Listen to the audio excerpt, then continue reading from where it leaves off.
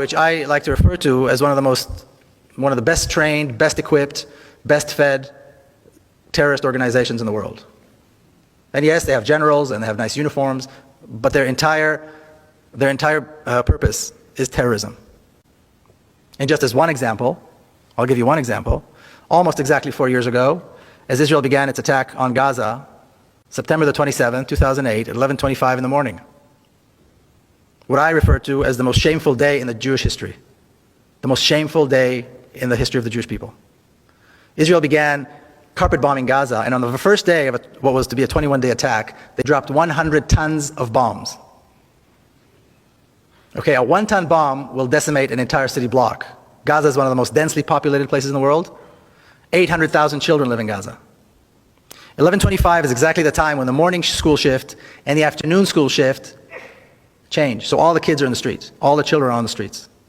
That was the moment decided by the decision makers in Israel to begin the attack. This was the first day of a 21-day slaughter that had absolutely no justification. If that's not terrorism, I don't know what is. Hey everyone, this is Bissam from Gaza. I'm still alive and it's the day 43 for the war in Gaza. And today 600 people were killed in Gaza under bombing. 200 of them are in Al Fakhura school. Al Fakhura school is an UNRWA school in Jabalia refugee camp, it's the second time to be bombed this war, and the third to be bombed if we count the one in the year 2011. Now, imagine this: you left everything, you left your home, you left your life, you just fled, escaped from the bomb, escaped from the death to a school. Then you'll find the death there waiting for you, and in the worst ways, being killed by being cut into pieces under rockets and in the middle of the night, in the darkness. There's no even media. There's no media to cover this.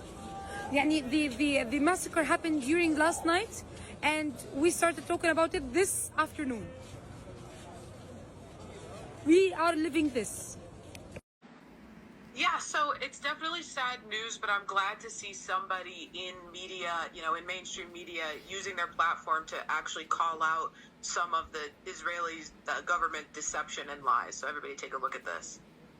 I have seen lots of children with my own lying eyes being pulled from the rubble. Because they're the pictures Hamas wants you to see. Exactly. And also because they're dead. They're the pictures Hamas wants. There are also people that your government has killed. You accept that, right? You've killed children, or do you deny that? No, I do not. Last night, Mehdi Hassan spoke to Netanyahu advisor Mark Regev, who refused to accept that the IDF had killed any children in Gaza during their month-and-a-half-long assault on Gaza. Now, here's more of Regev questioning the validity of reports coming out of Gaza and flat out denying the reality of what the IDF is doing. Hamas, until now, we're destroying their military machine, and with that, we're eroding their control. But up until now, they've been in control of the Gaza Strip. And as a result, they control all the images coming out of Gaza. Have you seen one picture of a single dead Hamas terrorist in the fighting in Gaza? Not one. Is that by accident, or is that because Hamas can control the information? You asked me a question and you said you would be brief. I haven't, you're right, but I have seen lots of children with my own lying eyes being pulled from the rubble. Because they're the pictures Hamas wants you to see. Exactly. And also because they're dead. They're the pictures Hamas wants. There are also people that your government has killed. You accept that, right? You've killed children, or do you deny that? No, I do not. I do not. I do not. First of all, you don't know how those people died. Those children. Oh, wow. First of all, we don't want to see a single child killed. You don't know how those children died, as if the buildings are just crumbling around them randomly. Just absolutely despicable. Now, I said that he is denying the reality of what's happening, so let's take a minute to talk about what that reality is. Now, Reuters reported that Israel has pounded Gaza with airstrikes and cut off food and fuel. Gaza health authorities, deemed reliable by the United Nations, say more than 11,000 people have been confirmed killed, more than 40% of them children, with many more feared trapped under rubble of bombed out homes. Although, according to Regev, we don't know how they died. Absurd. Now, that's over 4,000 600 children, which surpasses the number of children killed in conflict zones around the world each year since 2019. From Washington Post, the United Nations, which has lost more than 100 of its employees, has called the conditions horrific, describing Gaza as a living nightmare and a graveyard for children. I've been reading firsthand accounts of people in Gaza who describe the smell of blood filling the air, that they can't walk through their neighborhoods without seeing body parts strewn in the streets, and their neighborhoods themselves are entirely unrecognizable because of the relentless bombing campaign of Israel. But let's talk about these children who Regev refuses to admit the IDF has killed. Let's give you some of the statistics and compare it to other conflicts, of various durations. Here's a graph that shows that more than 4,000 children have been killed in 1 month in Gaza.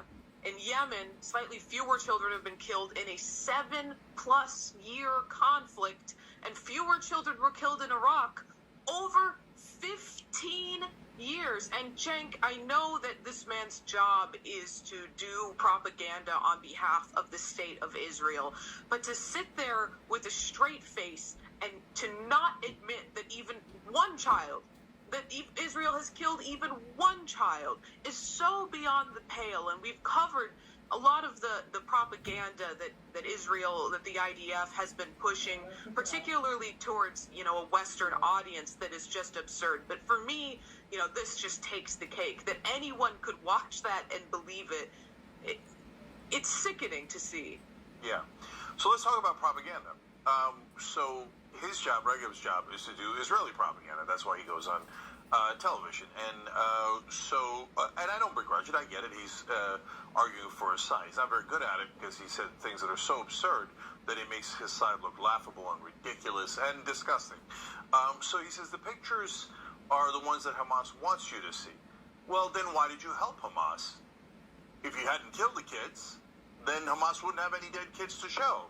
And then you would have vanquished their propaganda brilliantly.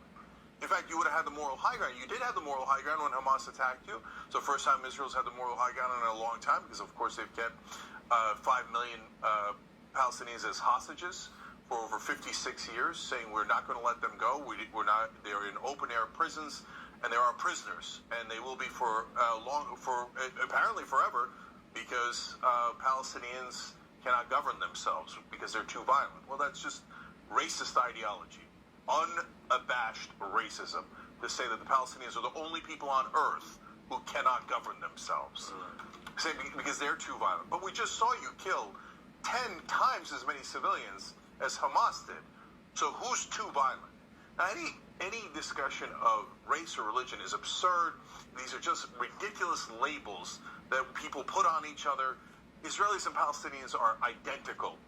They are human beings. So, but don't come here telling us about propaganda when you're doing wall-to-wall propaganda. And the reason Israel's livid right now is because they're we used to control all of the media, and I don't mean in terms of Jews. Don't put that crazy stuff out of your head. There's tons of Irish people, Christians, Muslims that run all sorts of different media. I don't mean it that way. I mean that when Israel asked the U.S. government for help, and you would have wall-to-wall, Israel is always right, the Palestinians don't matter, they don't count as human beings, we're not even going to cover their side.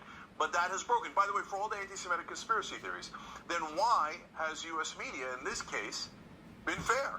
The blockade is over. The U.S. media is showing the dead kids, showing dead Palestinians, aggressively questioning the Israeli government. You see, they don't control all the media. But when you're an ally of the United States, you get a massive advantage. Same is true of Saudi Arabia in Yemen. We didn't show any of the dead kids in Yemen, even though there were tons and tons of dead kids in Yemen, because Saudi Arabia is an ally, Israel is an ally. That's how propaganda works. So that's what they did there. And what difference does it make, guys? This is the talking point that they're using all over media. Well, those are Hamas numbers. Now, first of all, it's Palestinian Health Ministry. The doctors that run the health ministry are not Hamas terrorists, okay? Number much more importantly, the United Nations has verified those numbers. But even if that weren't true, let's say it's not 11,400. What do you want the number to be? 10,800? Because some of them are Hamas fighters. What difference does it make? If it's not 4,600 kids, only 4,400 kids. What difference does it make? So this is the most egregious, ridiculous, and honestly buffoonish propaganda I've ever seen, where they say, don't believe your lying eyes, we haven't killed any kids, and everything is Hamas's fault. No one believes you anymore. The media, the minute that the media blockade was over, which has happened in this conflict, instantly 68% of Americans say ceasefire, 80% of Democratic voters say ceasefire. This is ridiculous. You've got to stop killing those kids. And they seem totally unrepentant at this point. Absolutely. And I think a big part of this is the rhetorical and political strategy that Israel has been taking, which I don't think is any longer working, at least in terms of the broader public, in terms of the broader ways people around the planet actually feel about what's going on, to basically use dehumanizing, subhuman discourse to make all of this about Hamas. Hamas is sort of the boogeyman. You can't talk about the conflict. You can't talk about the history of this conflict. You can't talk about Gaza. You can't even talk about the West Bank and all the things that are going on. Everything has to be about Hamas, and Hamas as a subhuman, a sort of not even worth reckoning with, and whose lives should be taken out no matter what the collateral damage is. But I think that cracks are really starting to form, and I think that people, look at the Bay Bridge being flooded by protesters yesterday, protests all around the planet. I was telling you earlier, Cenk, I've been, on a kind of crazy travels over the last week. I've been in India, I've been in Dubai, I've been in Portugal, and there are people enraged about what's going on right now there. And that's because, honestly, the Israeli propaganda machine, which has nothing to do with Judaism whatsoever, Zionism and Judaism are totally different from one another on every level at all, is now coming unglued in many different ways. But there is no end game, and that's part of why it's coming unglued. It's not clear to any of us what the end game is. First it was, let's do airstrikes, that's the best thing to do. Now the Israeli state is saying, well, our ground operations are actually much more effective than airstrikes. Then why did you do all these airstrikes? Then we're hearing about, we're not seeing any dead Hamas. Israeli propaganda is getting very desperate and messy, so this is top 3 most failed attempts at propaganda by the Israeli government. Stick around for top 1. Coming in at number 3, they posted on their Twitter that they delivered medical supplies to Al Shifa Hospital. Let's see. So beside the fact that they were lunging around these boxes like they were empty, because they were, on top of that, they printed out these last-minute labels from Microsoft Word, and you have to ask yourself, if Israelis speak Hebrew and Palestinians speak Arabic, then why is this in English? And when you think about it for long enough, this is meant to show the West that they are the good guys. In addition to that, the hospital staff even told reporters that they received no such supplies. Coming in at number 2 is the calendar, where Hamas members were writing down their names, taking turns looking after hostages. If you look closely, anybody who can read Arabic, which is clearly not this guy, can tell you that this is just a regular calendar with the days of the week on it. So unless these Hamas members were called Monday, Tuesday, Wednesday, Thursday, Friday, this is not real. And coming in at number 1 has to be the nurse from Gaza. Allah, I can't believe I'm doing this. But the world has to know what Hamas is making here. They're taking over the entire hospital. They're taking over the fuel. Wow, I don't even know where to start. Aside from the fact that this is a clear Israeli accent and her Arabic is horrible, her gloves are oversized and her gloves are clean, and the cherry on top, they sent this video to the actual staff of the hospital and no one recognized her. If you have to lie this hard for people to believe you, you're clearly in the wrong.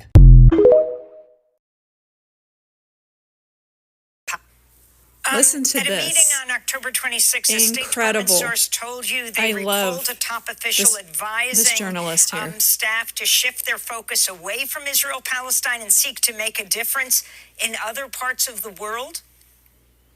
So I don't believe that was a conversation that I had with someone, but that is in the same report in the Huffington Post that you cite, yes.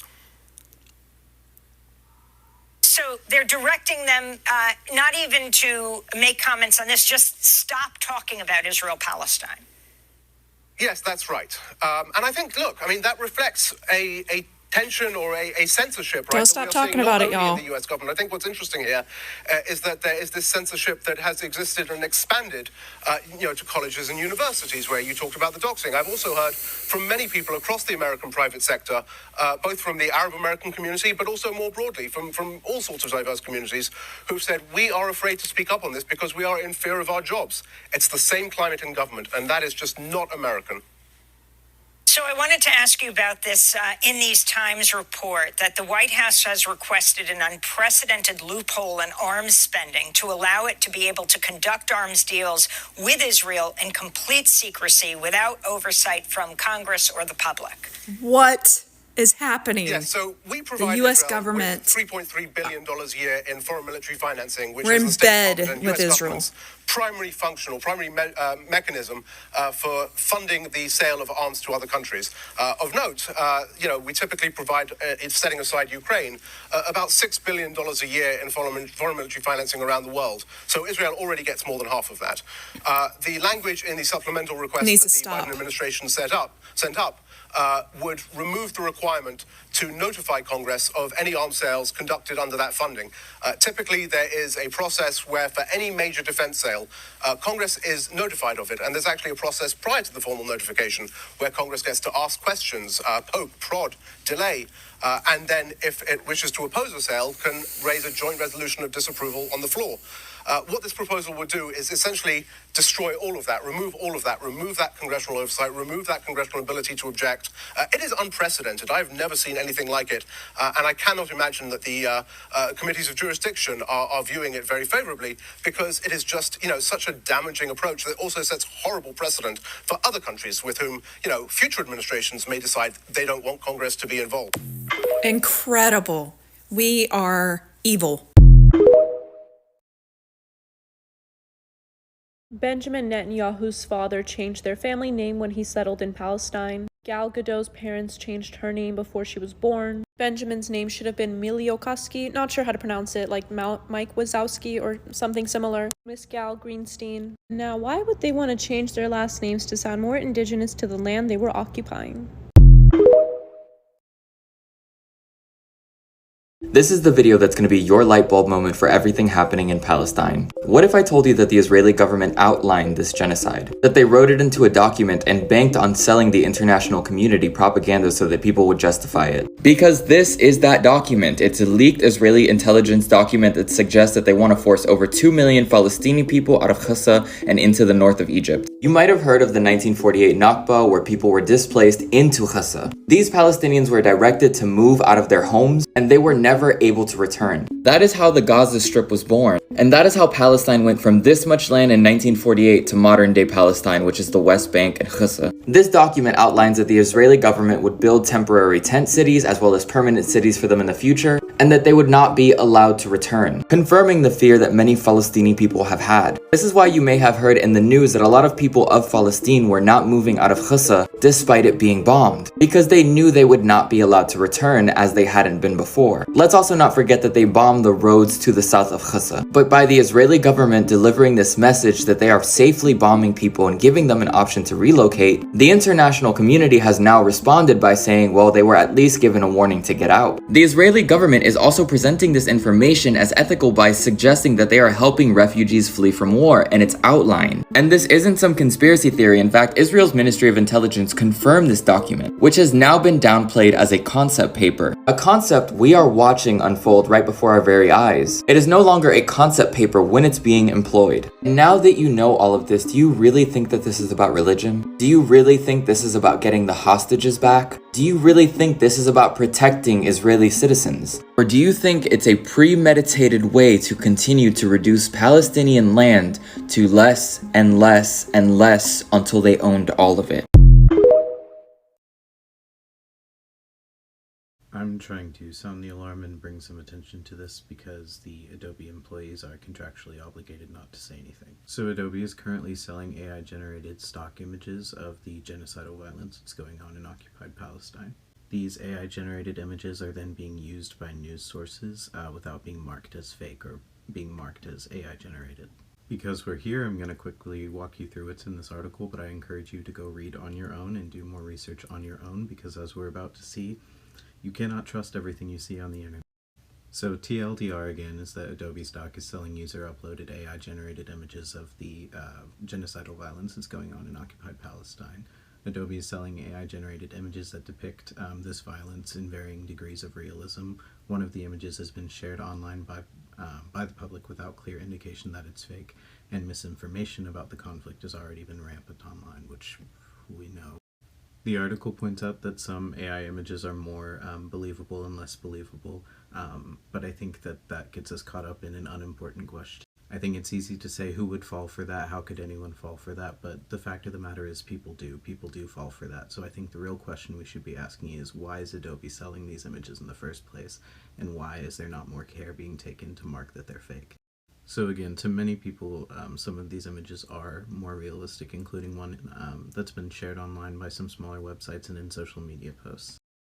These are the two outlets that use the photo, and then the article goes on to say a search for Israel-Hamas war in Adobe Stock reveals a slew of images showing war-torn streets, explosions, soldiers, tanks, and buildings on fire, and children standing in rubble. They're all very real things that are happening, but there are journalists that are currently risking their lives to take video and photos of these incidents, so there's no reason to generate them. Again, it's important to go do your own research here, but reading on, Adobe Stock, which sells images submitted by individual artists, requires that all AI-generated images on the platform be labeled as such. But some of the images for sale are marked as AI-generated only in the fine print, not in their titles. Large explosion illuminating the skyline in Palestine, the title of one AI-generated image reads. Buildings destroyed by war in the Gaza Strip in Israel reads another. An image showing a woman in distress is titled, Wounded Israeli Woman Clings to Military Man, Begging for Help. Now why, oh why, would they need AI-generated images of that? Here's the image in question available on Adobe Stock. The author of the article goes on, some of the image titles do mention AI. One AI-generated image titled Conflict Between Israel and Palestine Generative AI looks similar to actual images from the war and was shared online. Again, while more realistic and while clearly labeled as AI, it still is not an actual picture of the violence that's going on. Author goes on, and a reverse Google image search for the image reveals shows, I think that's a typo, a reverse Google image search shows instances where it's been used across the internet in posts, videos, and on social media alongside the original Adobe link. The search also results in other very similar, presumably real images from the conflict. It's unclear whether those who use the AI-generated image on their websites or on their social media posts were aware that it isn't a real photo. So here's an example, a Google reverse image search, which means you're looking across the internet for examples where, or times where this photo's been used. I encourage you to go try this yourself, find examples where AI images have been used from the Adobe Stock portfolio to depict the situation despite being AI generated and not being marked as such. These specific images were labeled as generative AI when they were both submitted and made available for license in line with these requirements, an Adobe spokesperson said in a statement to Insider. We believe it's important for customers to know what Adobe Stock images were created using generative AI tools. So they say Adobe is committed to fighting misinformation, and via the Content Authenticity Initiative, we are working with publishers, camera manufacturers, and other stakeholders to advance the adoption of content credentials, including our own products. The statement continued, Content credentials allows people to see vital context about how a piece of digital content was captured, created, or edited, including whether AI tools were used in the creation or editing of the digital content. So they say misinformation and disinformation is already rampant, which we know because you're calling it a war, not a genocide. Misleading content, old videos and photos from other conflicts in other parts of the world, and even video game footage has been presented as real photos from the still unfolding conflict. And as AI-generated content becomes both more realistic and more widespread, it can be difficult to discern whether an image is real or not, especially when even AI image detectors can be easy to fool. Again, please do not waste your breath in my comments or anyone's bragging about how you can tell when an image is AI generated versus other people. It really doesn't matter. Other people fall for it. That's the important thing. Also, thinking you're immune to falling for it just makes you more susceptible, in my opinion. So just always be aware that you could definitely fall victim to seeing something that is fake and thinking it's real. The author goes on that it's much harder to police the labeling of an AI image after it's been downloaded by a user. After all, there's no guarantee someone will clearly note the image's origin or that it's AI. This person, who they say is an AI expert, goes on to give some tips about how to figure out if an image is AI generated, saying that AI generated images can often look plasticky or overly stylized, and it might have aesthetic inconsistencies in lighting, shapes, or other details. Again, good to keep a careful eye out though, and not assume that you can spot it every time. The expert being quoted here also suggests asking questions when an image seems a little too sensationalized, like who shared it, where has it been shared, and can you cross-reference it? That one is particularly important. He also suggests doing a reverse image search and find that image's context. That one is incredibly important and useful tool to have. This problem is absolutely contributing to misinformation and disinformation. Adobe needs to address this problem, and we need to apply public pressure until they do. I encourage you to go research this and make your own video or make your own social media post, not just share this one. We need to continue to apply public pressure until Adobe releases plans to tackle the misinformation and disinformation related to AI imagery. They need to publicly announce and then follow through on plans to curb the use of their platform to profit off of genocide. Again, there's a non-disparagement clause in the employee's contract, so they cannot be the ones to speak up about this. The public has to be the one to raise the alarm. Do your research and then make your own social media post or find a different way to apply public pressure until Adobe makes these changes. And again, do not think you are too smart to fall for AI imagery. Do not think you are too smart to be fooled. That's how they get you. We need to be double and triple checking our information, seeing if we can verify information from multiple sources, and making sure we look at who is saying what and thinking about why they might be saying. I gave you some action items, so please, go. Israel is using the hostages to prolong the genocide because they have had multiple opportunities within the first week to have gotten the hostages back. And they refused. At every turn, they refused. Even when Hamas would change the negotiations to make it more fitting to what Israel would want, they still refused.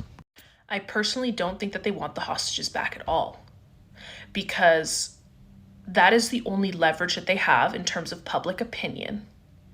That's the only thing that's getting their supporters riled up, is these hostages. Especially with all of the information and evidence of the IOF killing Israeli citizens on October 7th and killing the majority of them. The hostages are all that they have. Because they, like I said, they could have gotten them back by now, but they have refused at every turn. And now they're in negotiations with Hamas, and they are still refusing everything. Every option that Hamas puts forward, they don't want anything to do with it. And the negotiations are taking longer and longer. And then, of course, the IOF raids Al-Shifa, and that causes a pause in the communication between, Israel and Hamas, which once again prolongs the hostage situation, because Hamas is saying we want a 5-day humanitarian pause so that we can get aid to the civilians, and we also want illegally detained Palestinians in your Israeli prisons to be released to us, and we will continue to release hostages to you. That is what we want to do. And they go, no, we don't want that. You're saying you're willing to do anything to get the hostages back, but every option has been put forward, and you continue to say no.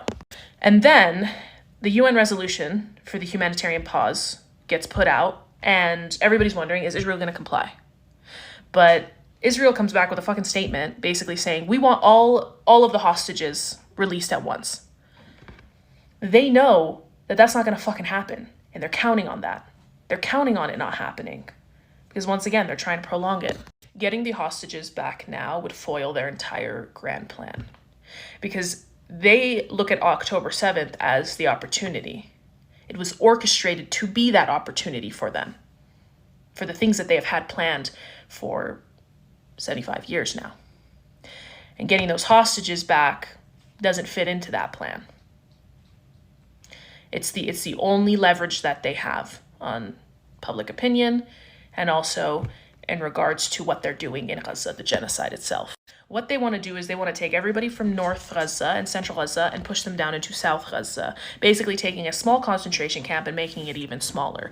And then after that, they are going to do what they did in Gaza in the occupied West Bank. They're already arming Israeli settlers and encouraging them to intimidate Palestinians and get them to leave. And then after that, they're going to want to escalate with Hezbollah, because what do they want to take next? What is a part of their plan? What have the IOF soldiers been talking about? Lebanon. So right now, what they're doing is buying time to continue their genocide. Getting back the hostages now is not going to serve them, especially because they don't know what the hostages are going to say when they're released. I think that they're absolutely just that evil, that they would be willing to sacrifice these hostages to put forth their fucking Greater Israel plan. I think that they would probably prefer that the hostages don't make it back home, because that gives them an even bigger leverage. Then they will really feel like they can justify what they're doing. Do you guys remember how the world mobilized in an effort to find a literal needle in a haystack? Millionaires and billionaires who took an unregulated vessel down to the depths of the ocean so they could stare at the Titanic through a peephole. Countries from around the world sent personnel, airplanes, boats, submarines in an effort to rescue these individuals that might be suffocating in the ocean. The same countries that are now watching premature babies suffocate and saying, well, we can't get to them. But you somehow got the scraps of this vessel off the bottom of the ocean. That you managed just fine. And I bring this up for two reasons. One, to demonstrate how leaders around the world will pick and choose who they deem as valuable for their time, energy, and money. And then number two, that these are people who are willing to go to the depths of the ocean. These are governments who will send people into outer space. So don't let them tell you like, oh, we can't get in there. We just can't help these babies. No, you just don't want to. You don't want to. It's that simple. Death to America! And she asked me if I'm Hamas, bro. So what happened on GB News? Well, if you watch the interview back, a question to frame it like I'm a terrorist. You therefore must condemn Hamas. Oh, I don't condemn Hamas. I want them to kill everybody. Well, Is that the soundbite you wanted? Death to America! I said, no, hang on a second. Let's go back to the fact that you tried to frame me as a terrorist. With all due respect, I know it's your show, but I'm not going to let you just gloss over what you just tried to do. I'm not glossing over anything. May I speak without being interrupted? So what you've just done is start off just like every other racist media publication. This is supposed to be an accredited media source. You're interrupting me again. She started trying to say I was playing up for TikTok. Do I need the views from GB News? How many views do they get, bro? The producer herself said, just come on and have a casual chat. And then she asked me if I'm Hamas, bro. Like, give me a break. Why doesn't she ask any of like the pro-Israeli side if they condemn the IDF and the Israeli government for their war crimes? They don't ask that because it's racist media. I said, guys at home, go click on YouTube and write in GB News Palestine, and you will see some of the most sensationalistic media coverage of the protests that you wouldn't believe. And no wonder Home Secretary Suella Braverman is saying stuff like it's a hate march, because on media news publications are covering it as such. It's disgusting media. It shouldn't be allowed. It should be illegal, in fact, because that's the kind of stuff that gets people hurt, killed, makes anti-Semitic attacks happen, make anti-Islamophobia attacks happen. It's disgusting what they did. Do you have any message for anyone that saw the news? If you saw it, I apologise if I got emotional. I really didn't want to, but she called me a terrorist from the off. She clearly wants to paint us out as animals. I'm a comedian, you know, I'm not a political activist, so I didn't know what to do. But one thing I did know to do was to stand up for myself, because what she did was unjust. Free Palestine. It is November 16th. I have updates for today. If I miss anything, please comment it. Ahli Arab Hospital in Gaza City is now being targeted by Israeli forces. Israeli airstrikes targeted the perimeter of the hospital. It looks like they are prepping to raid this hospital. This is the only hospital offering basic medical services. They were attacked much earlier, but it seems that now they are going to escalate in regards to this hospital. Israeli forces dropped leaflets in southern Gaza urging the civilians to move to the western side. They claim that it is safer, but these claims are baseless. As we have been consistently learning, everywhere that they claim is safe, they end up attacking as soon as civilians start to move to those areas. The heads of humanitarian organizations, including several UN bodies, have pledged not to involve themselves in the creation of any safe zones in Gaza without the participation of all parties. This comes after Israeli forces have repeatedly urged Palestinians in Gaza to move to areas they deem safe, only to later bomb or attack them. I have updates in regards to the ongoing raid at Al-Shifa Hospital. Israeli forces have taken away all of the dead bodies and nobody knows where they took them to. Israeli forces are centered in radiology, birth department, the burns department, and also at the main entrance of the ER. Drones are constantly flying over the hospital. There are 45 kidney dialysis patients. One of them has already died and 4 are in critical condition. There are also 36 premature babies. People are beginning to cry for food and water because they have been completely cut off. And it should be noted, because of these drones flying all over Al-Shifa Hospital, doctors are unable to move from department to department. Everybody is pretty much forced to stay exactly where they are, which puts a lot of patients in danger. The Israeli terrorist forces bombed the water line at Al-Shifa, and they are digging up the ground to allow military vehicles to besiege the hospital. Al-Shifa Hospital's Muhammad Abu Salmiya said, "We will not leave the patients alone. We live together, we die together." Out of the 35 hospitals, only 9 are partially functioning. The rest are completely out of service. The displaced people moving from northern Gaza to southern Gaza are reporting the presence of bodies on the streets. More than 58% of Gaza's housing units have been completely destroyed. Sewage is now flowing through the streets of Rafah because of the lack of fuel to the sewage pumps. There has been overcrowding at the hospitals in the south. We have nearly no water available for the children, so we have the most serious epidemic of gastroenteritis I have ever seen, said Al-Farah, who has worked there for 20 years. Doctors are also warning of the spread of typhoid fever and cholera.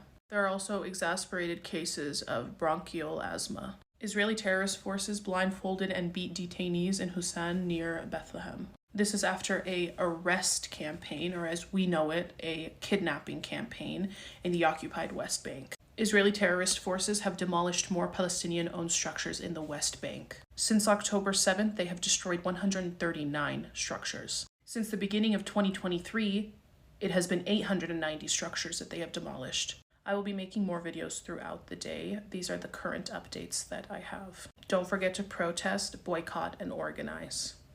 From the river to the sea, Palestine will be free. Oh, honey, I got some tea to spill. We know this man as Benjamin Netanyahu, or as we like to call him, Benjamin Satanyahu. But did you know Netanyahu isn't his ancestral name? His mother was an Israeli-born Jew named Zila Segal. But his father, his real name is actually Benzion Milikowski from Poland. He's Jewish from Poland. Now, his father changed his name to Netanyahu to fit in with other Israeli settlers from Europe. But you know where he settled when he moved in 1938 to the region? Palestine! He settled in Palestine. Not only that, but he traces some of his roots to Spain. Mr. We are indigenous to Israel. No, you're not. Half of you is, half of you isn't, you goober.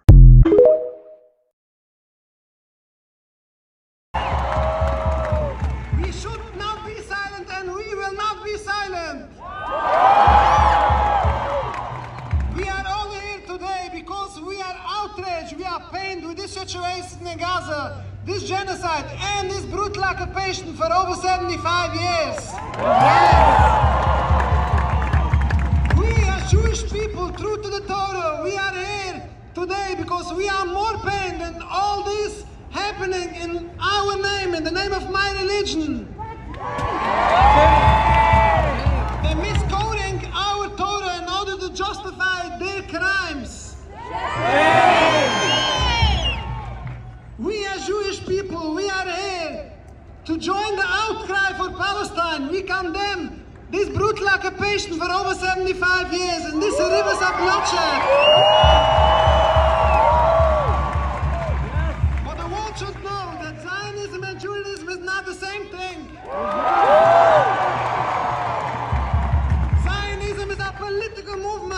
ethnic cleansing. And Judaism is our religion to serve God. All what this occupation stands for, this Nakba since 1948, is totally criminal and it's forbidden according to the Jewish religion. Even if it was an empty land, we believe that God put us in exile, especially when they're killing and stealing for so many years.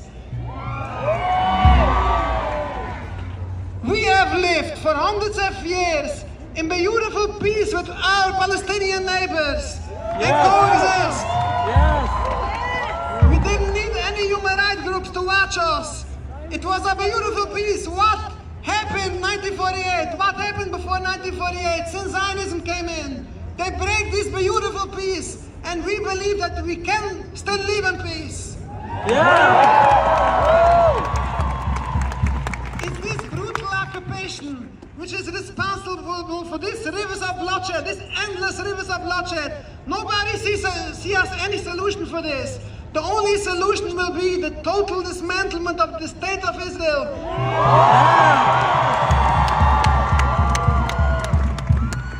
Our rabbis told us before Zionism that Zionism will be a disaster for humanity.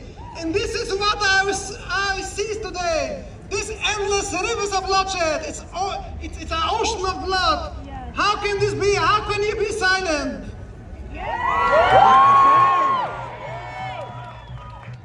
It's important to mention that a lot of Jews around the world standing up in solidarity with Palestine, even in Palestine.